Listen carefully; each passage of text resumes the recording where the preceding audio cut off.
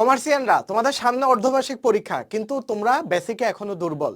তো অনেকেই কমার্স থেকে সায়েন্স থেকে কমার্সে এসেছো, তো তোমাদের বেসিকে কিন্তু বড় ধরনের ঘাটতি রয়ে গেছে। তো তোমরা এই ক্লাসটা শুরু থেকে শেষ পর্যন্ত করো। হিসাব বিজ্ঞানের যে মেইন টপিকগুলো আছে, যেমন লেনদেন, জাবেদা, খতিয়ান, রেওয়ামিল এবং আর্থিক বিবরণী, আজকের ক্লাস করলে তোমার আর বেসিকে কোনো সমস্যা থাকবে না ইনশাল্লাহ। তো চলো আমরা দেরি না করে শুরু করি, ক্লাসে চলে যাই। তো প্রথমেই হিসাব বিজ্ঞান যদি তোমাকে বুঝতে হয়, প্রথমেই যে টার্মটার সাথে তোমার পরিচিত হতে হবে এটা হচ্ছে লেনদেন। হ্যাঁ, লেন মানে নেওয়া, দেন মানে দেওয়া। তো লেনদেন দিয়ে আমাদের শুরু হয় হচ্ছে আর্থিক ঘটনা। হ্যাঁ, তো লেনদেন বলতে আমরা কি বুঝি? লেনদেন বলতে আমরা বুঝি যে আর্থিক কোনো আদান প্রদান হলে সেটাকে আমরা লেনদেন বলি। হ্যাঁ, তো ঘটনা ও লেনদেন সর্বপ্রথম তোমাকে যেটা আইডেন্টিফাই করতে পারতে হবে এটা হচ্ছে কোনটা শুধুমাত্র ঘটনা এবং কোনটা লেনদেন। লেনদেন হচ্ছে যেখানে তোমার অর্থের সংশ্লিষ্টতা থাকবে, অর্থাৎ তোমাকে যদি আমি 5 টাকা দিই তখন অর্থের আদান প্রদান হবে। ঠিক আছে, তো তোমার সাথে আমার যে ফ্রেন্ডশিপ আছে বা তোমার সাথে আমার যে সম্পর্ক আছে এটা হচ্ছে শুধুমাত্র একটা ঘটনা। যেমন আমি আজকে বাড়ি গিয়েছিলাম বা আমি আজকে ধানমন্ডিতে গিয়েছিলাম, এটা হচ্ছে শুধুমাত্র একটা ঘটনা। কিন্তু আমি ধানমন্ডিতে গিয়ে একটা কেক কিনলাম 10 টাকা দিয়ে, এটা হচ্ছে একটা লেনদেন। তো লেনদেন এবং ঘটনার মধ্যে পার্থক্য হচ্ছে লেনদেনে হচ্ছে তোমার অর্থ সংশ্লিষ্টতা থাকবে। ভাইয়া লেনদেনে কি থাকবে? অর্থ সংশ্লিষ্টতা থাকবে। অর্থ সংশ্লিষ্টতা সংশ্লিষ্টতা থাকবে, লেনদেনে অর্থ সংশ্লিষ্টতা থাকবে। আর সাধারণ ঘটনায় অর্থ সংশ্লিষ্টতা থাকবে না, বা অর্থ সংশ্লিষ্টতা থাকলেও সেটা তোমার আর্থিক অবস্থার কোনো পরিবর্তন করবে না। যেমন আমি 5,000 টাকা দিয়ে ম্যানেজার নিয়োগ দিলাম, এখানে 5,000 টাকা তার মানে অর্থ সংশ্লিষ্টতা আছে, কিন্তু 5,000 টাকা দিয়ে নিয়োগ দিছি, এখনো কি ম্যানেজারকে কোনো টাকা দিয়েছি? ম্যানেজারের কাছে কোনো টাকা গেছে? যায়নি।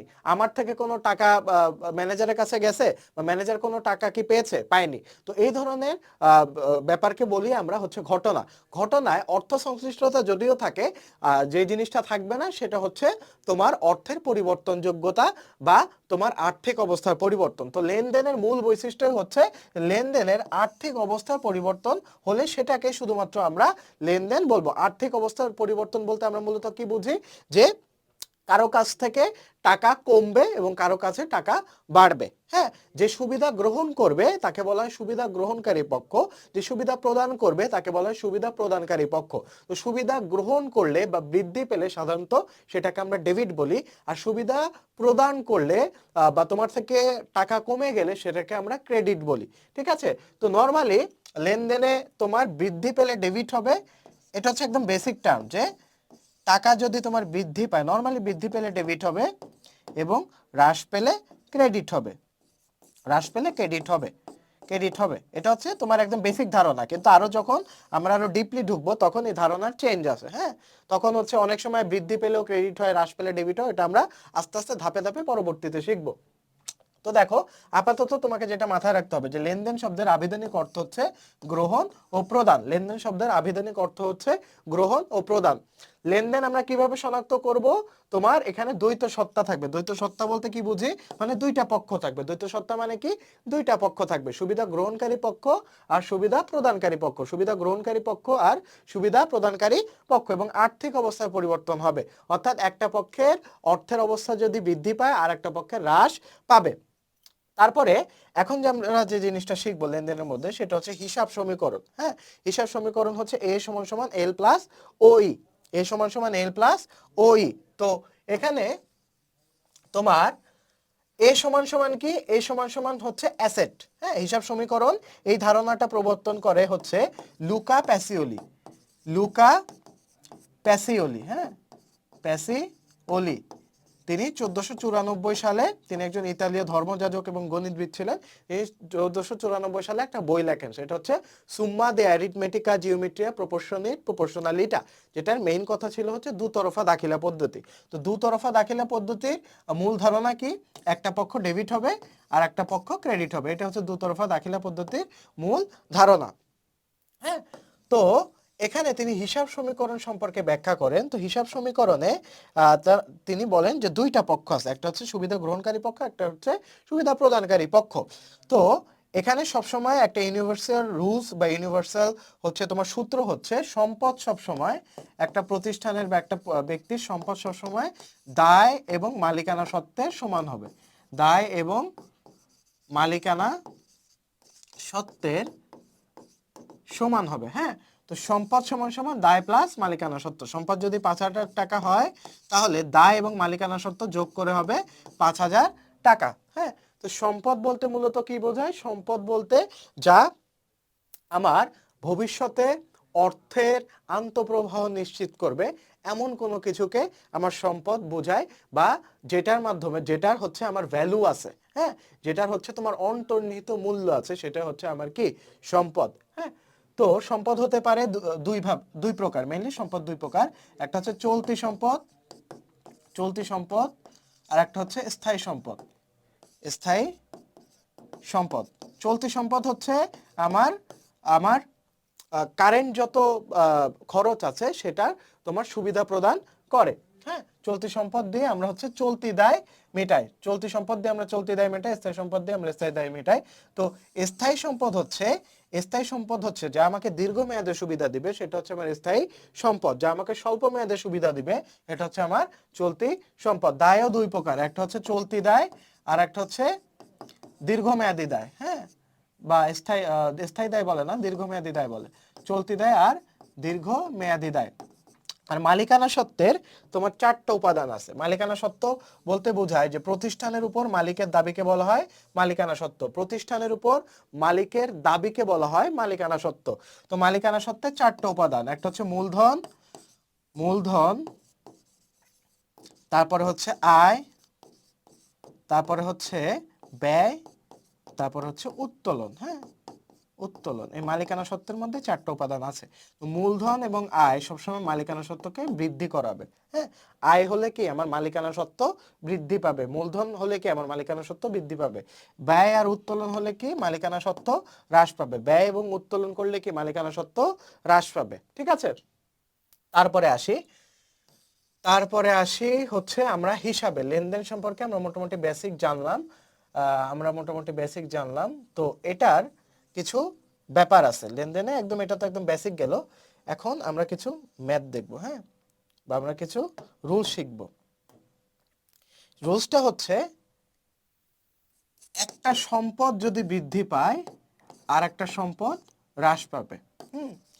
সম্পদ বৃদ্ধি পেলে দায় বা মালিকানা সত্ত্ব বৃদ্ধি পাবে। আমি শর্ট ফর্মে লিখতেছি। ওই মানে ওনার সিকিউরিটি মানে মালিকানা সত্ত্ব, এল মানে লাইবিলিটিস মানে দায়, তোমরা পার্সোনাল নোট করে নাও।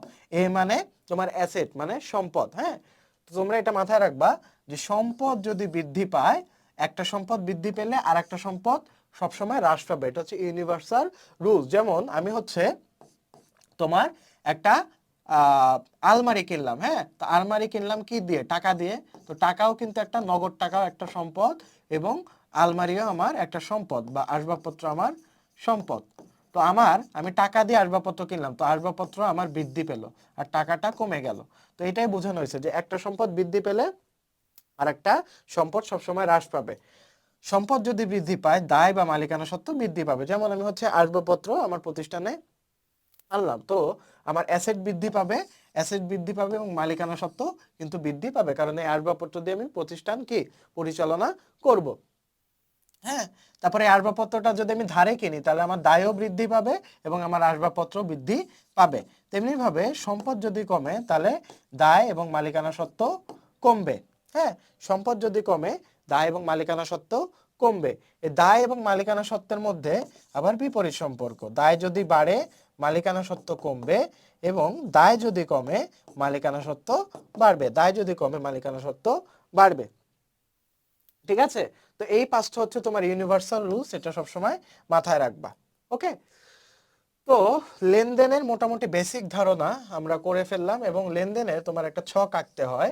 একদম এই ক্লাস করলে তোমার বেসিক লাগবেই না। ঠিক আছে, এই ক্লাস করলে তোমার ম্যাথও মোটামুটি ধরতে পারবা। তো লেনদেনে তোমার কি মেইন হিসাব সমীকরণের 3টা উপাদান কি? সম্পদ সমান সমান দায় প্লাস মালিকানা সত্ত্ব, তাই তো? তো তোমার যে ঘরটা হবে সেখানে তারিখ তারিখ তারিখ থাকবে, তারপরে হচ্ছে তোমার উদ্ধৃত থাকবে, তারপর সম্পদ সমান সমান দায় প্লাস মালিকানা সত্ত্ব প্লাস এখানে মন্তব্যের ঘর থাকবে। একটা জিনিস মাথায় রাখবা যে মন্তব্যের ঘরে সব সময় তোমার আয় বা ব্যয় রিলেটেড কিছু হলে সেটা মন্তব্যের ঘরে লিখবা।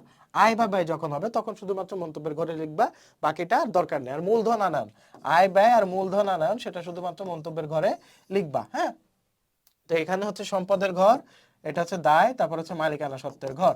তো মালিকানা সত্ত্বের ঘরে কিছু দেওয়ার দরকার নেই। সম্পদের ঘর তুমি প্রশ্ন পড়ে দেখবা, ধর যদি নগদ থাকে, ব্যাংক থাকে, আসবাবপত্র থাকে, তাহলে 3টা ঘর। আর এখানে মূলত 2টা ঘরই হয়, একটা হচ্ছে পাওনাদার আর একটা হচ্ছে ঋণ। হায়েস্ট গেলে 2টা ঘরই হবে, এর উপরে হবে না। ওইর 4টে উপাদান সি প্লাস আর মাইনাস সি মাইনাস ডি। এটা কি লিখলাম? সি হচ্ছে ক্যাপিটাল বা মূলধন, আমি একটু আগে লিখে দিছিলাম যে মূলধন প্লাস আয় মাইনাস ব্যয় মাইনাস উত্তোলন, মূলধন প্লাস আয় মাইনাস ব্যয় মাইনাস উত্তোলন। এই হচ্ছে তোমাদের ম্যাথের মোটামুটি আমি হাতে খড়ি দিয়ে দিলাম, ঠিক আছে? তারপরে হচ্ছে এই গেল লেনদেন। এখন আসি হচ্ছে আমরা হিসাবে। হিসাবে ডেবিট ক্রেডিট। হ্যাঁ, হিসাবে ডেবিট ক্রেডিট কোনটা হবে সেটা আমরা দেখি। তো আধুনিক পদ্ধতিতে হিসাব হচ্ছে আমার 5 প্রকার। আধুনিক পদ্ধতিতে হিসাব ভাইয়া কয় প্রকার? 5 প্রকার। কি কি? সম্পদ, তারপরে হচ্ছে ব্যয়, তারপর হচ্ছে আয়, তারপর হচ্ছে দায়, তারপর হচ্ছে মালিকানা সত্ত্ব। মালিকানা সত্ত্ব। হ্যাঁ, তো আধুনিক পদ্ধতিতে এই 5 প্রকার হিসাব আছে। তো এই 5 প্রকার হিসাবের মধ্যে সম্পদ এবং ব্যয় বৃদ্ধি পেলে ডেবিট, সম্পদ এবং ব্যয় বৃদ্ধি যদি পায় তাহলে ডেবিট হবে এবং হ্রাস পেলে ক্রেডিট হবে। আর বাকিগুলো আয় দায় মালিকানা সত্ত্বের মধ্যে আয় দায় এবং মালিকানা সত্ত্ব বৃদ্ধি পেলে ক্রেডিট এবং হ্রাস পেলে ডেবিট হবে, বৃদ্ধি পেলে ক্রেডিট এবং হ্রাস পেলে ডেবিট হবে। মালিকানা সত্ত্বের আবার 4টা উপাদান, মূলধন, আয়, ব্যয় আর উত্তোলন। মূলধন, আয়, ব্যয় আর উত্তোলন, ঠিক আছে? এটা মাথায় রাখবা। ব্যয় এবং উত্তোলন মালিকানা সত্ত্বকে কমায় দেয়, মূলধন এবং আয় মালিকানা সত্ত্বকে বাড়ায় দেয়। আচ্ছা, এগুলো হিসাব 5 প্রকার। আর তোমার সনাতন পদ্ধতিতে হিসাব 3 প্রকার। সনাতন পদ্ধতি থেকে হিসাব হচ্ছে 3 প্রকার। একটা হচ্ছে ব্যক্তিবাচক হিসাব, আর একটা হচ্ছে সম্পত্তিবাচক হিসাব, আর একটা হচ্ছে নামিক হিসাব। সনাতন পদ্ধতিতে হিসাব 3 প্রকার। হ্যাঁ, আচ্ছা আমরা একটু দেখি, সনাতন পদ্ধতির হিসাব 3 প্রকার। কি কি? ব্যক্তিগত সম্পত্তিবাচক হিসাব, আর হচ্ছে নামিক হিসাব। হ্যাঁ, এটা হচ্ছে সনাতন পদ্ধতিতে হিসাবের প্রকারভেদ। সনাতন পদ্ধতিতে হিসাবের প্রকারভেদ। ব্যক্তিবাচক হিসাবকে বলা হয় দেনাদার বা পাওনাদার। দেনাদার বা পাওনাদার। দেনাদার বা পাওনাদার কি? দেনাদার হচ্ছে তোমার কাছ থেকে আমি যখন টাকা পাবো তখন সেটাকে বলা হয় দেনাদার বা প্রাপ্য হিসাব। দেনাদার আর এক নাম হচ্ছে প্রাপ্য হিসাব। হ্যাঁ, আর পাওনাদার, তুমি যখন আমার কাছ থেকে টাকা পাবা তখন তুমি হচ্ছে পাওনাদার, আমার জন্য তুমি হচ্ছে পাওনাদার। তো এই সকল ধরনের দেনাদার এবং পাওনাদারকে ব্যক্তিগত হিসাবের মধ্যে পড়ানো যায় বা ফালানো যায়। আর সম্পত্তিবাচক হচ্ছে সব ধরনের সম্পদ, এটা বোঝা লাগবে না। আর নামিক হচ্ছে সকল প্রকার আয় এবং ব্যয় হিসাবকে নামিক হিসাব বলে। সকল প্রকার আয় এবং ব্যয় হিসাবকে নামিক হিসাব বলে, ঠিক আছে? তো এই হচ্ছে আমার হিসাব এবং ডেবিট ক্রেডিট, কোনটা বৃদ্ধি পেলে ডেবিট, হ্রাস পেলে ক্রেডিট, তোমার মোটামুটি একটা বেসিক ধারণা হয়ে গেল। এখন হিসাবের পর আসবে হচ্ছে তোমার জাবেদা। হ্যাঁ, যেগুলো হচ্ছে তোমার লেনদেন সেটা শনাক্ত করে, যেমন 10,000 টাকা মূলধন হিসেবে আনয়ন করা হলো, টাকা মূলধন স্বরূপ আনয়ন করা হলো। তো এখানে কি হবে? তোমার নগদান হিসাব ডেবিট এবং মূলধন হিসাব ক্রেডিট। নগদান ডেবিট এবং মূলধন ক্রেডিট, তাই তো? নগদান হিসাব ডেবিট এবং মূলধন হিসাব ক্রেডিট, তাই তো? আচ্ছা, তো এই যে লেনদেন আমি শনাক্ত করলাম, তারপরে লেনদেনকে আমি যে কাজটা করব সেটা হচ্ছে জাবেদা ভুক্ত করব। হ্যাঁ, জাবেদা হচ্ছে হিসাবের তোমার প্রাথমিক বই। জাবেদা হচ্ছে হিসাবের প্রাথমিক বই। এই লেনদেন প্রথমে শনাক্ত করার পর বা লিপিবদ্ধ করার পর তারপর আমার কাজ কি, জাবেদাভুক্ত করা। জাবেদা হচ্ছে হিসাবের প্রাথমিক প্রাথমিক বই। হ্যাঁ, প্রাথমিক বই। হ্যাঁ, যেটার ইংলিশ হচ্ছে জার্নাল। জার্নাল। হ্যাঁ, জার্নাল।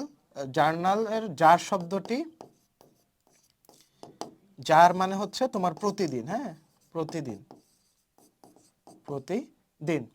তো এখানে দিন বা যার অর্থ দিন বা দিবস আর কি, প্রতিদিন বা দিন বা দিবস একই জিনিস। আচ্ছা, তো এই হচ্ছে তোমার জাবেদার কনসেপ্ট, যে জাবেদা হচ্ছে তোমার প্রাথমিক বই। লেনদেন লিপিবদ্ধ করার পর তারপর হচ্ছে আমরা জাবেদার মাধ্যমে তোমার কি অন্তর্ভুক্ত করি, এটাকে হিসাবের প্রাথমিক বই বলা হয়। তো জাবেদা মূলত দুই প্রকার। হ্যাঁ, জাবেদা মূলত দুই প্রকার। জাবেদা কয় প্রকার ভাইয়া? জাবেদা হচ্ছে দুই প্রকার। জাবেদা দুই প্রকার। একটা হচ্ছে সাধারণ জাবেদা, সাধারণ জাবেদা, আর একটা হচ্ছে তোমার বিশেষ জাবেদা।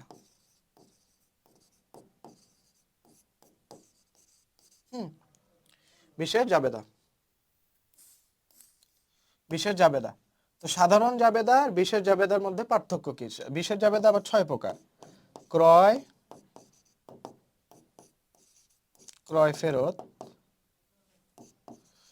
ফেরত, বিক্রয়, বিক্রয় ফেরত,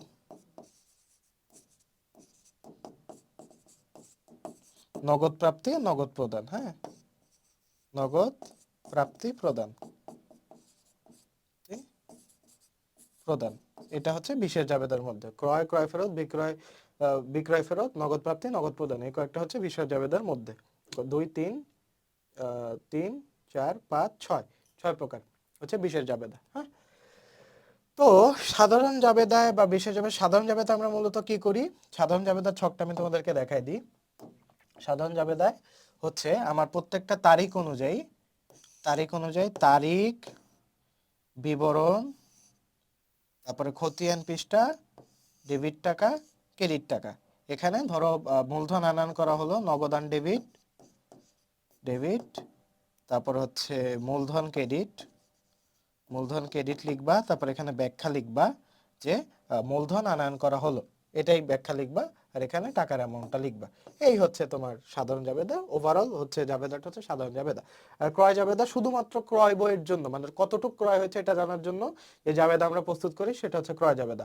শুধুমাত্র ক্রয় ফেরত জানার জন্য যে জাবেদা আমরা প্রস্তুত করি সেটা হচ্ছে ক্রয় ফেরত জাবেদা। হ্যাঁ, তো এইভাবে বিশেষ জাবেদা হচ্ছে শুধুমাত্র একটা স্পেসিফিক সেগমেন্ট নিয়ে কাজ করে, যেমন শুধুমাত্র ক্রয় নিয়ে কাজ করে, শুধুমাত্র ক্রয় ফেরত নিয়ে কাজ করে। আর সাধারণ জাবেদা হচ্ছে সব অন্তর্ভুক্ত করে। ঠিক আছে, এই হচ্ছে তোমার জাবেদার কনসেপ্ট। তো জাবেদার কনসেপ্টে কি করতে হবে? তোমাকে ডেবিট ক্রেডিট নিয়ে তোমাকে সাজায় লিখতে হবে। হ্যাঁ, সাজায় লিখতে হবে। তো এই গেল জাবেদার কনসেপ্ট। এখন হচ্ছে খতিয়ান। খতিয়ান, হ্যাঁ, খতিয়ান, খতিয়ান। তো খতিয়ান হচ্ছে হিসাবের পাকা বই। খতিয়ান হচ্ছে হিসাবের পাকা বই বা চূড়ান্ত বই বলা হয়। পাকা বই বা চূড়ান্ত বই বলা হয়। খতিয়ানের ইংলিশ হচ্ছে লেজার, লেজার। তো খতিয়ান মূলত হচ্ছে তোমার দুই প্রকার। একটা হচ্ছে সাধারণ খতিয়ান, সাধারণ খতিয়ান, আর একটা হচ্ছে তোমার সহকারী খতিয়ান, সহকারী খতিয়ান। ঠিক আছে, সহকারী খতিয়ান হচ্ছে প্রত্যেকটা দেনাদার এবং পাওনাদারের জন্য আলাদা আলাদাভাবে হিসাব প্রস্তুত করা। প্রত্যেকটা দেনাদার এবং পাওনাদারের জন্য আলাদা আলাদাভাবে হিসাব প্রস্তুত করাই হচ্ছে তোমার সহকারী খতিয়ান। আর সাধারণ খতিয়ান হচ্ছে সাধারণ জাবেদার মতো সবকিছু অন্তর্ভুক্ত করে। তো সাধারণ খতিয়ান এবং সহকারী খতিয়ান প্রস্তুতের জন্য আমরা দুইটা ছক ইউজ করি। হ্যাঁ, দুইটা ছক ইউজ করি। একটা হচ্ছে টি ছক, টি ছক যেখানে তোমার 8টা কলাম থাকবে,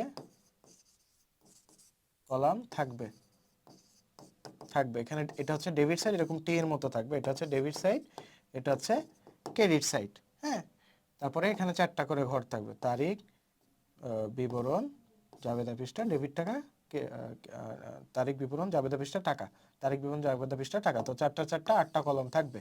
হ্যাঁ, তারপরে হচ্ছে টি ছকের পরে আসে হচ্ছে তোমার চলমান জেড ছক। চলমান জেড ছক, এখানে তোমার ব্যালেন্স সাথে সাথে বের করা হয়। হ্যাঁ, ব্যালেন্স বা উদ্ধৃত্ত সাথে সাথে বের করে ফেলা হয়। হ্যাঁ, আর এটা হচ্ছে মাসের শেষে ব্যালেন্স বা উদ্ধৃত্ত বের করে। ব্যালেন্স সিডি বা বিডি থাকবে। ব্যালেন্স সিডি বা বিডি থাকে। সিডি মানে ক্যারিড ডাউন আর বিডি মানে ব্রড ডাউন। চলমান জেড ছকে তোমার কি করা হয়, তোমার ব্যালেন্সটা সাথে দিনের ব্যালেন্স দিনে নির্ণয় করে ফেলা, তারিখ, বিবরণ জাবেদা পৃষ্ঠা, ডেবিট টাকা, ক্রেডিট টাকা, ব্যালেন্স বাজেট, ডেবিট ক্রেডিট। তো এখানে ব্যালেন্সের ঘর থাকে, তো ব্যালেন্সের ঘরে ডেবিট যদি থাকে তাহলে ডেবিট, ক্রেডিট যদি থাকে তাহলে ক্রেডিট। এটা হচ্ছে চলমান জেড ছক। আমি প্রেফার করব তোমরা সবসময় চলমান জেড ছক ইউজ করবা, যদি না উল্লেখ থাকে টি ছক প্রস্তুত করো। ঠিক আছে, তো এই হচ্ছে তোমার হচ্ছে খতিয়ানের বেসিক। এখন খতিয়ান প্রস্তুত করার পরে তোমার যে কাজটা করতে হবে সেটা হচ্ছে রেওয়া মিল। হ্যাঁ, রেওয়া মিল। তো রেওয়া মিলের উদ্দেশ্য হচ্ছে তোমার হিসাবের গাণিতিক শুদ্ধতা যাচাই করা। রেওয়া মিলের উদ্দেশ্য কি? হিসাবের গাণিতিক শুদ্ধতা যাচাই করা। হ্যাঁ, রেওয়া মিলের উদ্দেশ্য হচ্ছে হিসাবের গাণিতিক শুদ্ধতা যাচাই করা। তো রেওয়া মিলে কিছু কিছু ভুল আছে, ভুলগুলো তোমার মাথায় রাখতে হবে। প্রথম যে ভুলটা সব থেকে বেশি ইম্পর্টেন্ট সেটা হচ্ছে নীতিগত ভুল। নীতিগত ভুল। নীতিগত ভুল কেন হয়? হিসাব রক্ষকের জ্ঞানের অভাবে। অর্থাৎ তোমার মূলধন জাতীয় ব্যয়কে যখন আমরা মুনাফা জাতীয় ব্যয় লিপিবদ্ধ করি, বা মুনাফা জাতীয় ব্যয়কে যখন মূলধন জাতীয় ব্যয় লিপিবদ্ধ করি, তখন সেটা হচ্ছে আমার নীতিগত ভুল। তারপরে আছে তোমার করণিক ভুল। তারপরে হচ্ছে বেদাখিলার ভুল। বেদাখিলার ভুল, করণিক ভুল হচ্ছে তুমি আইডেন্টিফাই করতে পারবা যে ভুল হয়েছে, কিন্তু বেদাখিলার ভুল আইডেন্টিফাই করতে পারবা না যে ভুল হয়েছে। ঠিক আছে, মানে একটা ভুল দ্বারা আর একটা ভুল রিপ্লেস হয়ে যাবে। বেদাখিলার ভুলের মধ্যে আছে তোমার পরিপূরক ভুল। তো এই ভুলগুলো হচ্ছে তোমার একটা শর্ট জিস্ট আমি দিয়ে দিলাম। তারপরে রেওয়া মিলে যে জিনিসটা জানা প্রয়োজন, যে রেওয়া মিলে কোন কোন হিসাব আসবে না। হ্যাঁ, সবাই একটু লিখে রাখো যে 1 তারিখের কি কি আসবে না। 1 তারিখ বা প্রারম্ভিক কোন কোন জিনিসগুলো রেওয়া মিলে অন্তর্ভুক্ত হয় না। তো 1 তারিখের হাতে নগদ, ব্যাংক জমা, প্রাপ্য হিসাব, প্রদেয় হিসাব, এগুলো আসবে না। হ্যাঁ, আর শেষ তারিখের বা 30 তারিখের বা সমাপনী হচ্ছে মণিহারি মজুদ বা সমাপনী মজুদ পণ্য বা সমাপনী মজুদ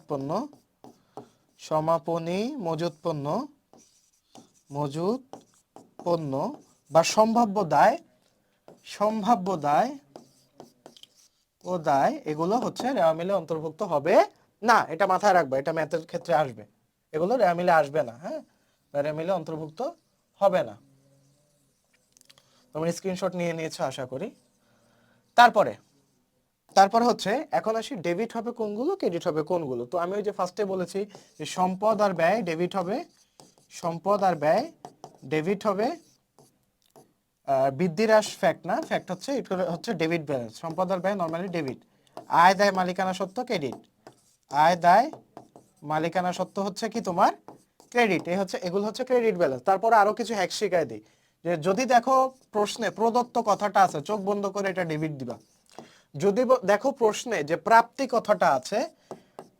কথাটা আছে, চোখ বন্ধ করে এটা ক্রেডিট দিবা। ঠিক আছে, তারপর আরো কিছু হ্যাক শিখাই দিই। তারপরে এই কয়েকটা জিনিস মাথায় রাখবা, যে অগ্রিম খরচ, খরচের জায়গায় যে কোনো কিছু থাকতে পারে, ভাড়া থাকতে পারে, অগ্রিম বীমা থাকতে পারে, যে কোনো কিছু। অগ্রিম খরচ যদি থাকে তাহলে বুঝবা এটা সম্পদ, তার মানে এটা ডেবিট হবে। আর যদি দেখো অগ্রিম আয় থাকে, আয়ের অগ্রিম দায় ক্রেডিট দিকে যায়, যদি থাকে এটা, তাহলে বুঝবা যে এটা ক্রেডিট হবে। ঠিক আছে, তারপরে বকেয়া খরচ যদি থাকে তাহলে বুঝবা এটা হচ্ছে দায়, এটা ক্রেডিট হবে। দায় হচ্ছে ক্রেডিট ব্যালেন্স। আর বকেয়া আয় যদি থাকে তাহলে বুঝবা এটা সম্পদ, এটা হচ্ছে ডেবিট ব্যালেন্স। ঠিক আছে, তো অগ্রিমটা মনে রাখলে বকেয়াটা অটো মনে থাকবে। অগ্রিম খরচ যদি সম্পদ হয় তাহলে বকেয়া খরচ হবে দায়, অগ্রিম আয় যদি দায় হয় বকেয়া আয় হবে সম্পদ। বোঝা গেছে? তো এই হচ্ছে রেওয়া মিল। এখন আমি আর্থিক বিবরণীর কিছু তোমাদের গ্লিমস দিয়ে একদম টানা 5টা চ্যাপ্টারের বেসিক পড়াই দিলাম এক ক্লাসে। আর্থিক বিবরণী কিছু শর্ট গ্লিমস দিই। আর্থিক বিবরণী মূলত আর্থিক আন্তর্জাতিক হিসাব মান আইএফআরএস, হ্যাঁ, আইএফআরএস 1 অনুযায়ী, আইএফআরএস 1 অনুযায়ী তোমার আর্থিক বিবরণীর 5টা অংশ আছে। 5টা অংশ আছে। কি কি? বিশদ আয় বিবরণী বা আয় বিবরণী, বিশদ আয় বিবরণী বা আয় বিবরণী, আয় বিবরণী। তারপরে হচ্ছে মালিকানা সত্ত্ব বিবরণী, বিবরণী। তারপরে হচ্ছে আর্থিক অবস্থার বিবরণী, আর্থিক অবস্থার বিবরণী, যেটার আরেক নাম হচ্ছে তোমার উদ্ধৃত পত্র। হ্যাঁ, আর্থিক অবস্থার বিবরণীর আরেক নাম হচ্ছে তোমার উদ্ধৃত পত্র। তারপরে হচ্ছে আর্থিক অবস্থার বিবরণীর পরে হচ্ছে তোমার নগদ প্রবাহ বিবরণী, নগদ প্রবাহ বিবরণী। তারপরে হচ্ছে ব্যবহৃত নোট ও টিকা, ব্যবহৃত নোট ও টিকা, নোট ও টিকা আমি সংক্ষেপে বললাম, আরো বড় আছে। ব্যবহৃত নোট ও টিকা, আর্থিক বিবরণীতে ব্যবহৃত টিকা ও নোট সমূহ। তো বিশদ আয় বিবরণী বা আয় বিবরণীর কাজ কি? বিশদ আয় বিবরণী, আয় বিবরণীর কাজ হচ্ছে প্রতিষ্ঠানের লাভ না ক্ষতি হয়েছে এটা চেক করা। কনসেপ্ট বুঝো, হ্যাঁ, লাভ না ক্ষতি হয়েছে এটা চেক করা। মালিকানা সত্ত্ব বিবরণীর কাজ কি? মালিক কতটুকু পাবে প্রতিষ্ঠান থেকে, হ্যাঁ, মালিক কতটুকু পাবে, কত পাবে এটা বের করা হচ্ছে মালিকানা সত্ত্ব বিবরণীর কাজ। আর আর্থিক অবস্থার বিবরণীর কাজ হচ্ছে প্রতিষ্ঠানে কতটুকু সম্পদ, প্রতিষ্ঠানে কতটুকু সম্পদ আছে, প্রতিষ্ঠানে কতটুকু দায় আছে এবং প্রতিষ্ঠানে কতটুকু মালিকানা সত্ত্ব আছে সেটা চেক করা। হ্যাঁ, এবং এটাও চেক করা যে সম্পদ দায়ের মালিকানা সত্ত্ব সমান কিনা। এটা হচ্ছে আর্থিক অবস্থার বিবরণী বা উদ্ধৃত পত্রের কাজ।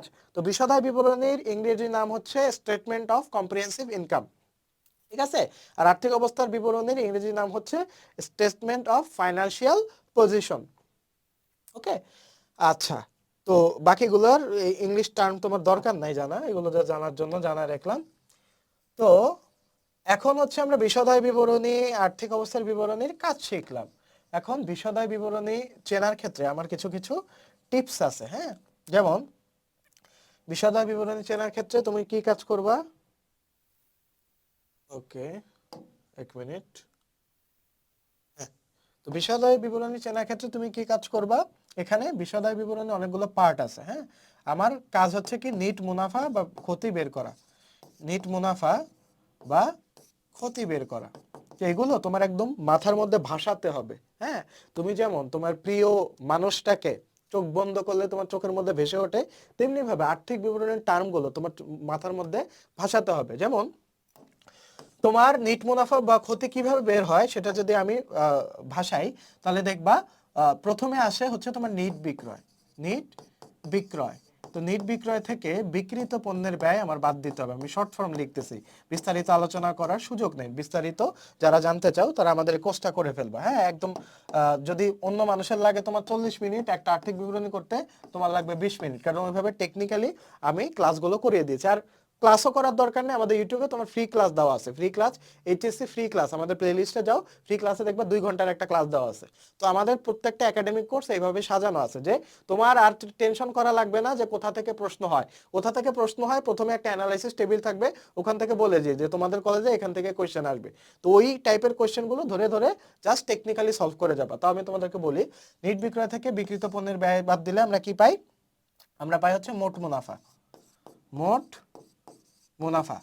হ্যাঁ, তো মোট মুনাফা থেকে আমরা যে কাজটা করি সেটা হচ্ছে পরিচালন ব্যয় বাদ দিই। সেটা হচ্ছে কি বাদ দিই? পরিচালন ব্যয় বাদ দিই। পরিচালন ব্যয় বাদ দিলে আমরা পাই হচ্ছে পরিচালন মুনাফা, পরিচালন মুনাফা। আর পরিচালন মুনাফার সাথে আমার হচ্ছে অপরিচালন আয় আমরা যোগ করি। অপরিচালন অনেকে না বুঝতে পারো, অপরিচালন আয় আমরা আগে শিখতাম, তোমাদের এখানে আছে অন্যান্য আয় মাইনাস অপরিচালন ব্যয়। অপরিচালন অপরিচালন আয় যোগ করবো, অপরিচালন ব্যয় বাদ দিবা, বাদ দিলে পাবা হচ্ছে তোমার নেট মুনাফা। নেট মুনাফা, ঠিক আছে। এবং এই টার্মগুলো মুখস্থ, তোমার মাথায় মুখস্থ ভেসে আসবে। বিক্রিত পণ্যের ব্যয় নির্ণয়ের সূত্র কি? প্রারম্ভিক মজুদ যোগ ক্রয় এবং ক্রয় সংক্রান্ত অন্যান্য খরচ যোগ ক্রয় এবং ক্রয় সংক্রান্ত অন্যান্য খরচ মাইনাস সমাপনী মজুদ পণ্য। ক্রয় কিভাবে বের করব? ক্রয় যোগ অলিখিত ক্রয় মাইনাস ক্রয় ফেরত মাইনাস ক্রয় বাট্টা মাইনাস মুনাফাবিহীন বিক্রয় মাইনাস হচ্ছে পণ্য বিতরণ। এটা হচ্ছে নিট ক্রয় নির্ণয়ের সূত্র। তারপরে ক্রয় সংক্রান্ত অন্যান্য খরচ কি? আমদানি শুল্ক, মজুরি, কারখানা ভাড়া, জাহাজ ভাড়া, এগুলো হচ্ছে আর হচ্ছে তোমার অন্তর্মুখী বহন খরচ বা হচ্ছে আন্তঃপরিবহন, হ্যাঁ, বা ক্রয় পরিবহন, এগুলো হচ্ছে তোমার ক্রয় সংক্রান্ত অন্যান্য খরচ মাইনাস সমাপনী মজুদ পণ্য। তো এগুলো একদম তোমার মাথায় সেট হয়ে যাবে। আমার মাথায় কিভাবে সেট হয়েছে? টেকনিক্যালি পড়ছি, বারবার করে পড়ছি, এবং কোনটা পড়তে হবে এটা আমি জানছি। তো তোমরা যদি বিস্তারিত জানতে চাও আমাদের কোর্সে এনরোল করে ফেলতে পারো। যারা হচ্ছে নতুন দেখছো, তোমার একবার পেমেন্ট করলে তোমার আর পেমেন্ট করা লাগবে না। এখন হচ্ছে কারেন্টলি আমাদের 50% ডিসকাউন্ট চলছে। মাত্র 2000 টাকায় আমাদের যত গ্রুপ সাবজেক্ট আছে A to Z তোমার সব কোর্সে প্রোভাইড করে দেওয়া আছে। আমার ডেমো ক্লাস দেখতে পারো যে আমাদের অ্যাকচুয়ালি কোন স্টাইলে ক্লাসটা হয়। মেইনলি আমরা পড়াই হচ্ছে সেখান থেকেই যেখানে তোমার প্রতিষ্ঠানে কোশ্চেন আসে এবং যেখানে তুমি এইচএসসিতে ভালো করতে পারবা যে স্টাইলে পড়লে। এবং মেইন যে টপিকগুলো আছে, মেইন টাইপগুলো আছে, ওগুলো ধরে ধরে বারবার তোমাদের প্র্যাকটিস করাই। এবং তোমাদের দাগানো বই দিয়ে দেওয়া আছে, প্র্যাকটিস শিট দিয়ে দেওয়া আছে, এক বছরে কিভাবে সিলেবাস শেষ করবে মাস্টার প্ল্যান দিয়ে দেওয়া আছে। প্লাস তাও যদি না বুঝতে পারো আমাদের হোয়াটসঅ্যাপ গ্রুপে জিজ্ঞেস করতে পারবে যে ভাই এটা বুঝিনি, এটা বুঝিনি। আমাদের একটা কমিউনিটি আছে, ওখানে স্টুডেন্টরা প্রত্যেকে নিজেদের মধ্যে গ্রুপ ডিসকাশন করে, নিজেরা এইচডব্লিউ আমি আদায় করে নিই যে তোমাদের আমি যে ক্লাস করে ক্লাসের মধ্যে এইচডব্লিউ দিয়ে দিই, ওইটা স্টুডেন্টরা সাবমিট করে। তো তোমার পড়াশোনা না হয়ে যাবে কোথায়? তো তোমরা এই যে বেসিক ক্লাসটা করালাম, এই বেসিকটা নিয়ে তোমরা হচ্ছে যদি এখন বই থেকে যা সলভ করে যাও, তাহলে ইনশাল্লাহ এক্সামে তুমি লাস্ট মোমেন্টে অবশ্যই ভালো কিছু করতে পারবে। আর যদি তুমি কম্প্যাক্ট ক্লাস চাও বা লাস্ট মুহূর্তে তোমার ওমন কোনো মেন্টর নেই বা ওমন কোনো জায়গা নেই যেখান থেকে তুমি প্র্যাকটিস করবা, শত শত যে ম্যাথ আছে, কোন ম্যাথটা ছেড়ে কোন ম্যাথটা প্র্যাকটিস করবে, এটা যদি তুমি না বুঝো, তাহলে নিশ্চিন্তে আমাদের কোর্সে এনরোল করে ফেলতে পারো। কোর্সের বিস্তারিত তোমার কমেন্ট বক্সে দেওয়া থাকবে।